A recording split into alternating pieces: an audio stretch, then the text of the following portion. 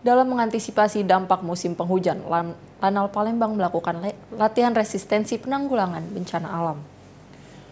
Latihan ini juga melibatkan personil TNI AD, TNI AU, Polri, Basarnas, dan BPBD.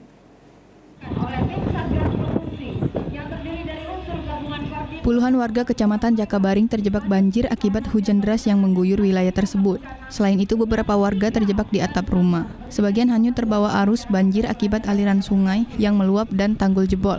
Mendapat laporan tersebut, petugas Lanal Palembang bersama TNI AD, TNI AU, dan Polri mendatangi lokasi dan mengevakuasi korban yang terjebak banjir. Tim penyelamat yang dibagi 6 regu menggunakan perahu karet melakukan pencarian korban yang terseret banjir. Setelah melakukan penyisiran, tim akhirnya berhasil mengevakuasi para korban. Upaya penyelamatan ini merupakan latihan resistensi penanggulangan bencana alam oleh Lanal Palembang yang mungkin terjadi saat memasuki musim penghujan dan cuaca ekstrim di bulan Desember.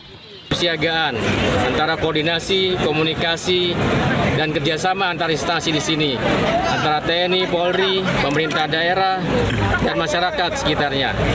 Ini sudah terjadi dengan baik. Dapat kita lihat, saksikan bersama tadi sudah kita laksanakan simulasi keadaan darurat bencana banjir.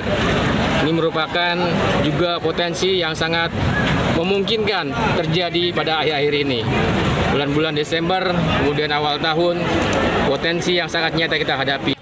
Dengan latihan ini, Komandan Lanal Palembang mengajak semua pihak untuk terus meningkatkan kerjasama dan kesiapsiagaan, sehingga dapat meminimalkan dampak bencana, sekaligus menjaga keselamatan masyarakat di wilayah Sumsel. Romiko, TVRI Sumatera Selatan, melaporkan.